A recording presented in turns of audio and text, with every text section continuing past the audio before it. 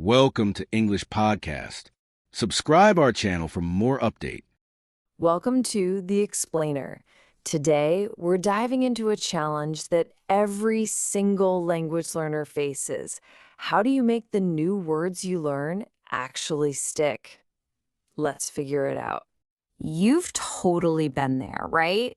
You're in a conversation, you're trying to write an email, and that one perfect, brilliant word you learned is just gone. It's right there on the tip of your tongue, but poof, it vanishes.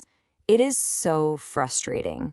And this just nails it perfectly.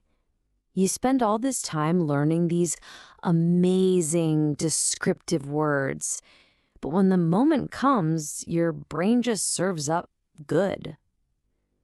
If this feels a little too real, trust me, you are not alone. This is a super common thing. So let's give this a name. Let's call it the vanishing word problem. And the first thing you need to understand, and this is really important, is that forgetting is a totally normal part of how our brains are wired. It's not a sign that you're failing. So why does it happen? Well, first off, our brains are all about efficiency. If you don't use a piece of information, your brain just kind of assumes it's not important and sweeps it away. Second, trying to cram, say, 50 words in one night, that's like trying to juggle 10 balls at once. You're gonna drop most of them. And finally, a word you just learned from a list with no story or feeling attached to it, yeah, it's nearly impossible for your memory to get a good grip on it. Okay, so if that's why we forget, then how do we, remember? The trick is to start working with your brain's natural learning style, not fighting against it. I love this analogy. Just picture your brain as this huge, sprawling map. The first time you see a new word, it's like you're making a tiny, faint little path in a forest. It's there, sure, but it's weak. It's easy to lose. Now, when you come back and review that word a day or two later, you're basically paving over that little path.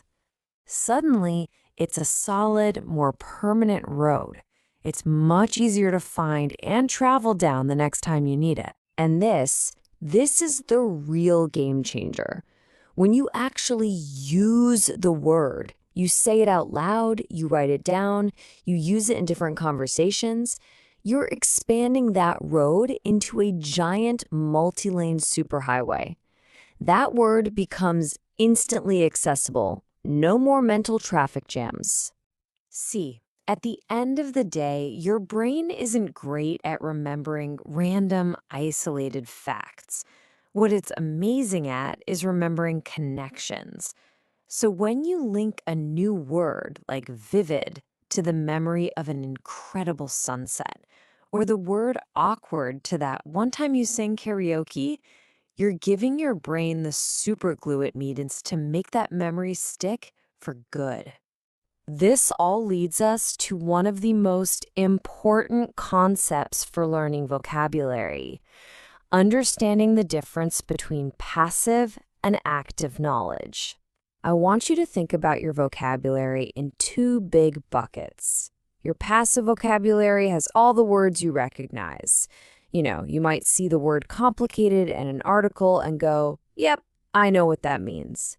But your active vocabulary, those are the words you can pull out of your head whenever you want and use with confidence, like actually saying, this is a complicated problem.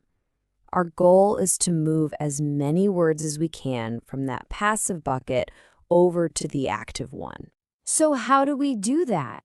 It's honestly this simple. You have to use the word. You have to say it, you have to type it, you have to write it down. You have to make your brain retrieve it from memory, not just recognize it on a page. That action is the switch that flips a word from passive to active. All right, so now that we get the why and the what, let's jump into the how. Here are some really powerful techniques you can use to build those memory highways. Instead of just memorizing random lists, you got to give your brain the patterns it craves. Chunking is easy. Learn words like knife, fork, and spoon all at once. Word families are super efficient. Learn happy, and you basically get happiness and happily for free. And if you're a visual person, mind maps are fantastic. Put a word like work in the middle and draw lines out to project, deadline, collaborate, and efficient. Okay, this one might be the most effective and the most fun technique of all. Our brains are literally wired for stories. Context is everything, and a story provides the ultimate context. The steps couldn't be simpler. Just pick a few new words and make up a short, simple, even silly little story that connects them all. And here's a perfect example of just how easy this is. Look at that. 5 words: gigantic, drizzle, clumsy, rescue, relieved, all locked into one single, easy-to-remember scene. When you remember one of the words, it helps pull the others out with it. It's an incredible memory chain. But the real magic here isn't just about reviewing, it's about the timing. Spaced repetition is all about reviewing information at longer and longer intervals. By checking in on a word on day 3, then again on day 7, then on day 14, you're basically telling your brain, hey, pay attention, this is important, right at the exact moment it's about to forget. This process is what moves a word from your short-term memory into your long-term memory. Okay, these techniques are fantastic, but they only work if you actually use them consistently. And that's why building a small daily habit is the real secret to all of this. This is all it takes. 15 minutes. That is it. Just 5 minutes to quickly review what you learned yesterday, firing up those memory trails. Then 5 minutes to learn a small, manageable handful of new words using a story or a mind map. And finally, the most critical 5 minutes, actively using each new word in a sentence, both spoken and written. Anyone can find 15 minutes a day. So let's also talk about what not to do. Please avoid the temptation to learn 30 words a day. It's about quality, not quantity. Ditch those boring, context-free lists for good. And maybe most importantly, you have to let go of the fear of making mistakes. Seriously, using a new word imperfectly is 1,000 times better than not using it at all. This right here is such a huge mindset shift. The next time you forget a word, don't get down on yourself. It's just feedback. It's your brain sending you a little ping saying, hey, that memory trail for this word, it needs a little more work. That's all it is.